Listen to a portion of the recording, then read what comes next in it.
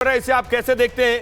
ये ईरान सच बोल रहा है या आपको लगता है ईरान झूठ बोल रहा है कि रेडिएशन नहीं हो रहा है? जानकारी ऐड करना चाह रहा हूं सोहेल जी सोहेल, क्योंकि मैं इस समय इंटरनेट पे हूं तो थोड़ा सा हमारे और आपके बीच में कम्युनिकेशन का गैप है, लेकिन आयतुल्लाह खुमैनी के एडवाइजर ये कह रहे हैं, वो he is calling for a missile strike.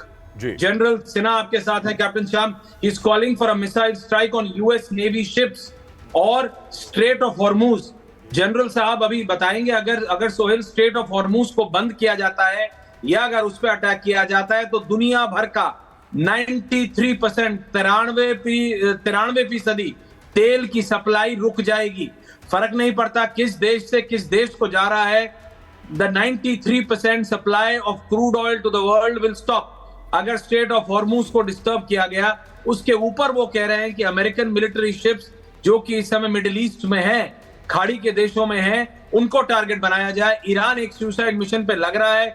General Sinha, ये सिर्फ गीदड़ भभकियां हैं, ये सिर्फ अपने लोगों को कुछ सांत्वना देने की बात है, या जैसे सोहेल बोल रहे थे कि सचमुच ईरान इस्लामिक वर्ल्ड जो उनके सो कॉल्ड फ्रेंड्स हैं जो साथ नहीं आ रहे, कुछ ऐसे भी दोस्त होते हैं सबकी जिंदगियों में जो कहते तो हैं कि मैं तुम्हारे पीछे हूं लेकिन साथ कभी नहीं होते, उन पे भी अटैक कर सकता है ईरान? देखिए, डूबता हुआ शिप के अंदर में या डूबता हुआ और डेस्परेशंस में ये कुछ कर सकते हैं, क्योंकि आयतुल्लाह खमेनी की समय तो पूरी हो चुकी है और वो ने अपने बेटे जो मजतबा है उसका नाम भी सक्सेसर में नहीं डाल रहे हैं। पर उनको पता है कि हमारे दिन तो खत्म हो चुके हैं। पर उन्होंने जिस तरह से आयरन फिस्ट से किया था, IRGC में ये न्यूट्रलाइज हो चुकी है, IRGC के सारे कमांडर। तो ये कहना कि स्ट्रेट ऑफ हॉर्मूज में ये करें, ये खतरा तो है ही है। कैपेबिलिटी भी इनके पास में है, खास करके इनके शॉर्ट रेंज मिसाइल्स हैं, मगर उनके जो ईरान की नेवी है वो IRGC ही इसको कंट्रोल करती है। मगर अभी तक तो वो नहीं, क्योंकि बहुत तबाही वहां भी हुई है। यदि आप देखें पूरा एदबान से लेकर के या बुसेरा से लेकर के इवन बंदर अब्बास के इलाके में इन जगहों पे वो ऑलरेडी बहुत ज्यादा सक्रिय हैं और बहुत बड़ी एक शक्तियां हैं जो कि ऑलरेडी या तो शिप्स हैं, अब उनके 4 एयरक्राफ्ट कैरियर्स हैं, और इसके अलावा अभी नहीं भूलना चाहिए 400 किलोमीटर से टॉम हॉक मिसाइल सबमरीन से फायर हुआ है, जो 2 न्यूक्लियर साइट हैं, इस्फान और नताज पे। आपने जैसा बताया, फॉर्दो में ही गए हैं 6 B-2 बॉम्बर्स और उन्होंने every bomber was carrying 2 BU-57, और वहां तो ये माना जा रहा था कि 2 ही काफी है। इन्होंने 12 बम गिराए हैं।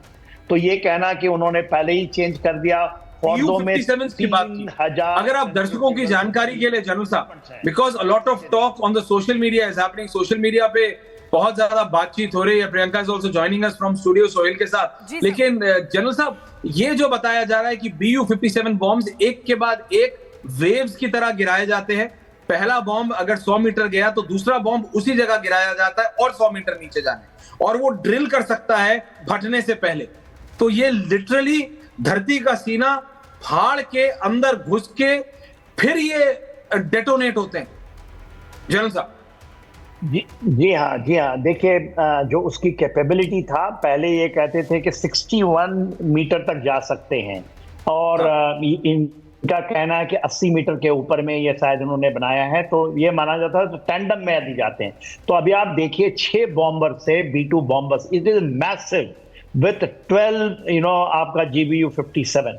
तो मेरे अनुसार से वो एक वेव में नहीं गए हैं, वन आफ्टर अनदर, तो वो जरूर किया। और उन्होंने ये कहा है कि उनके जो डोनाल्ड ट्रंप का कहना है, उनके एग्जिट और जो बाहर जाने की और अंदर आने की, उनको टोटल बंद कर दिया गया है। यदि कुछ भी अंदर है तो वो तो दफन हो ही गया होगा, उसको एक्सट्रैक्ट करना इज वेरी डिफिकल्ट। सर, माफी के साथ आपको रोकना चाहूंगी, वापस आपके पास आएंगे, लेकिन एक बड़ी खबर आ रही है, वो जल्दी से मैं दर्शकों को बता दूं। फोर्दो हमले पर ईरानी स्टेट मीडिया का एक बड़ा दावा है, हमें मामूली नुकसान हुआ है। ये ईरानी स्टेट मीडिया का कहना है, फोर्दो में एंट्री और एग्जिट गेट को मामूली नुकसान हुआ है। ईरान ने अमेरिका के दावे को सिरे से खारिज कर दिया है। फोर्दो हमले पर ईरानी स्टेट मीडिया का ये बड़ा दावा, आपको बता दें 6 विमानों से 12 बंकर बस्टर बॉम्ब से ये अटैक करता है अमेरिका। जिसमें फोर्दो, नतांज और इस्फान को टारगेट किया जाता है। लेकिन यहाँ पर ईरानी स्टेट मीडिया कहती है कि एंट्री और एग्जिट गेट को ही मामूली नुकसान हुआ है। ईरान ने अमेरिका के दावे को सिरे से खारिज कर दिया। जी, इस बीच बड़ी खबर आपको बता दें, ईरान ये कह रहा है कि उसके न्यूक्लियर साइट पर बहुत नुकसान नहीं हुआ। इजरायली मीडिया ये कह रही है कि अमेरिका ने जो अटैक किया है, जिस जगह पर अटैक किया है, वहां इनरिच्ड मटेरियल था, यानी शुद्ध यूरेनियम था जिसे छिपाया गया था। दो मीडिया दो अलग अलग बातें कह रही हैं। हमारे साथ कैप्टन साहब है। कैप्टन साहब, जो बात ईरान दावा कर रहा है कि हमें पहले से पता था, कल कुछ एक्सपर्ट्स ने कहा हमें पहले से पता था ये अटैक होने वाला है, तो हमने मार्च में ही वहां से इनरिच्ड यूरेनियम, शुद्ध यूरेनियम हटा दिया था। इजराइल कह रहा है वही यूरेनियम था। आपको क्या लग रहा है? जहां तक मुझे लगता है ये डिलेड टैक्टिक्स जो हुई है, इस बीच में खामनेई का बंकर में छिप जाना और चुपचाप बातें करते रहना, और अमेरिका भी चाह रहा था कि एक क्लीन पोजीशन में आए, क्योंकि मुझे लगता है कि पहले से क्लींजिंग कर दी गई थी। ऐसा मैंने आपके चैनल से 2 दिन पहले ये दावा आप कैसे कर रहे थे?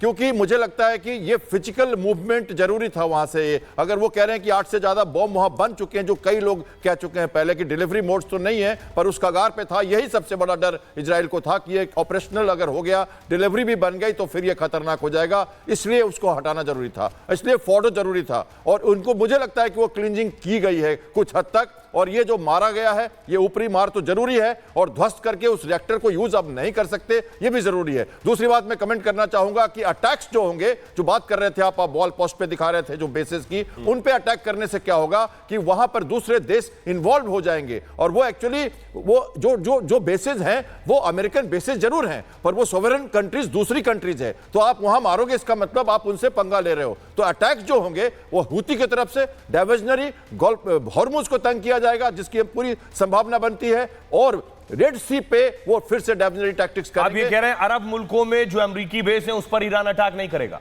मुश्किल इसलिए होगी कि वो सोवरेन स्टेट्स हैं और आपके बेसेस जरूर हैं वहां पे, पर वो आप अमेरिका नहीं है, तो अमेरिका के बेसिस को मारने का मतलब उस देश को भी इन्वॉल्व करना होगा, कोलेटरल डैमेजेस होंगी। सिन्हा साहब, जो बात कैप्टन साहब कह रहे हैं, जो बात हम यूरेनियम को लेकर बात कर रहे हैं, परमाणु को लेकर बात कर रहे हैं, क्या यह मुमकिन है कि वहां से परमाणु हटा लिए जाएं, और क्या यह भी मुमकिन है कि हटा भी लिए जाएं और अमेरिका को ना पता चले? इस दौर में जब टेक्नोलॉजी कहां से कहां पहुंच गई, अमेरिका को यह भी पता है उसामा कहां कौन से रूम में मौजूद है, इजराइल को यह भी पता है कि कौन सा कमांडर किस जगह पर, किस सोसाइटी में, किस टावर पर मौजूद है। यूरेनियम शिफ्ट कर दिया जाए और पता ना चले इजराइल अमेरिका को?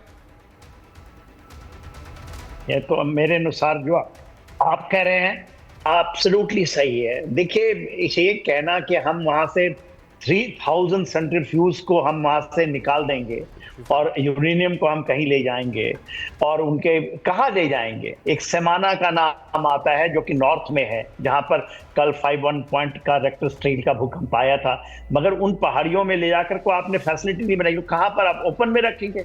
और आपने कहा, देखिए आजकल ट्रांसपेरेंसी 100% है और सब देख रहे हैं, आप कुछ नहीं कर सकते, कैसे ले जाएंगे? क्या वो आप लेबर को यूज करेंगे? ये मेरे मानना है कि फर्दों में तो हुआ है। अब कितना डैमेज हुआ है, अमेरिकन स्टेटमेंट तो यही कहता है, क्योंकि उनके पास बहुत सारे ऐसे एयरक्राफ्ट हैं जो इसको ही सेंस करते हैं, और मेरे ख्याल से सब्सटेंशियल डैमेज हुआ होगा।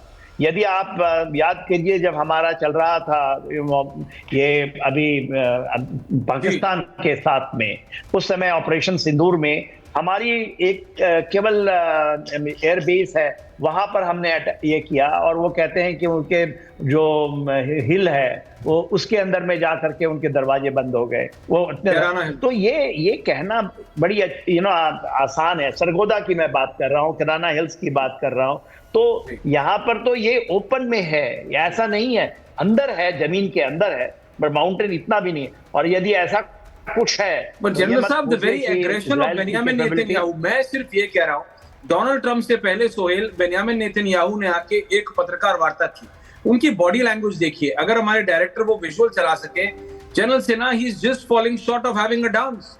वो इतने खुश हैं, ईरान चाहे जितना भी अपना फेस सेविंग के लिए बोल ले, हमने ये हटा लिया, हमने वो हटा लिया, वो अमेरिका जिसको ये पता है, एंड सोहेल इज राइट, जब आप बोलते हैं कि मतलब इजराइल को पता है इस टावर के, इस फ्लोर के, इस खिड़की पर ईरान का ये जनरल बैठा है, तो उसे ये नहीं पता कि 3000 सेंट्रीफ्यूज हटाने के लिए कितने ट्रक्स चाहिए होंगे।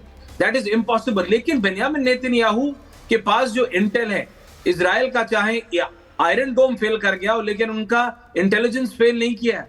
उनके पास इंटेलिजेंस और रियल टाइम इंटेलिजेंस है सोहेल उनके पास।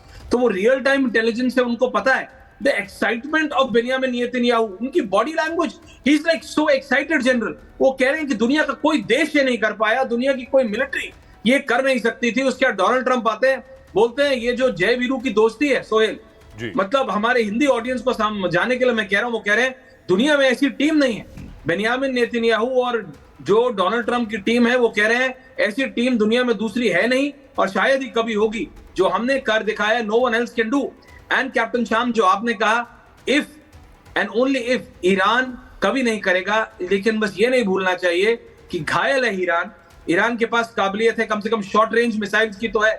डेस्परेशन में वो कुछ भी कर सकता है, लेकिन अगर उसने किया तो उसके करने से पहले डोनाल्ड ट्रंप, अगर आप व्हाइट हाउस सोर्सेज की माने तो डोनाल्ड ट्रंप ने वहां पे जो आईएनएस, जो उनका जो आईएसएस निमित्स है, जो उनका सबसे बड़ा न्यूक्लियर केपेबल युद्धपोत है, उसको जो मूव इन किया है, they are sensing every second. अगर ईरान ने मतलब उंगली भी हिलाई सोहेल, तो America will move quicker and with far more vigour.